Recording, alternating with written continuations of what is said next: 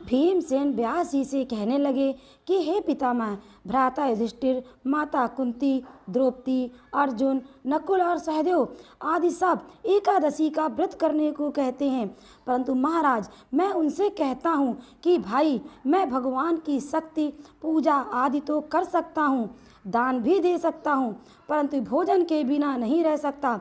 इस पर व्यास जी कहने लगे कि हे भीमसेन, यदि तुम नरक को बुरा और स्वर्ग को अच्छा समझते हो तो प्रति मास की दोनों एकादशियों को अन्न मत खाया करो।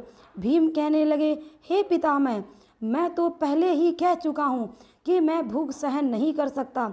यदि वर्ष भर में कोई एक ही व्रत हो तो मैं रख सकता हूँ, क्योंकि मेरे पेट में वृक नाम वाली अग्नि है, सो मैं भोजन किए बिना नहीं रह सकता। भोजन करने से वह शांत रहती है, इसलिए पूरा उपवास तो क्या एक समय भी बिना भोजन किए रहना कठिन है।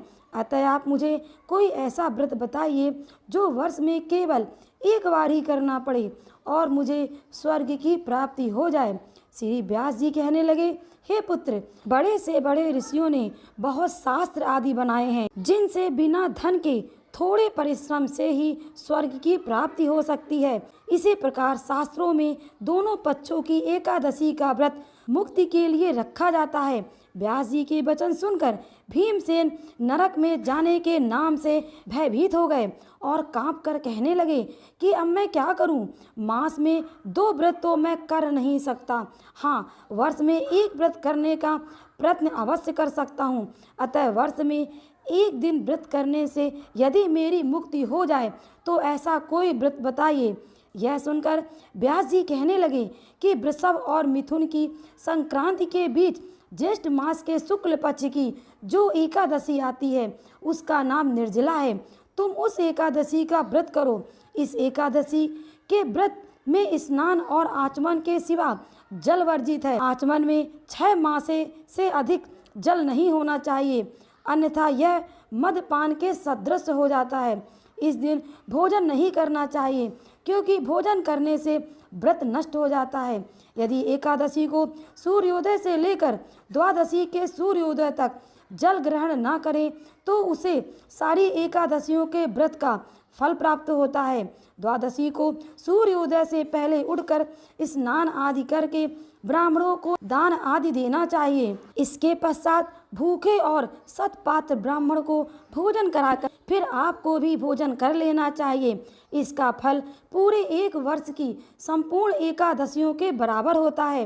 व्यास जी कहने लगे कि हे भीमसेन, मुझको स्वयं भगवान ने बताया है, इस एकादशी का पुण्य समस्त तीर्थों और दानों से अधिक है। केवल एक दिन मनुष्य निर्जल रहने से पापों से मुक्त हो जाता है। जो मनुष्य निर्जला एकादशी का व्रत करते हैं उनकी मृत्यु के समय यमदूत आकर नहीं घेरते, बल्कि भगवान के पार्षद उसे पुष्पक विमान में बिठाकर स्वर्ग को ले जाते हैं। अतः संसार में सर्वश्रेष्ठ निर्जला एकादशी का व्रत है, इसलिए यत्न के साथ इस व्रत को करना चाहिए। उस दिन ओम नमो भगवते वासुदेवाय मंत्र का उच्चारण करना चाहिए और गौदान करना चाहिए।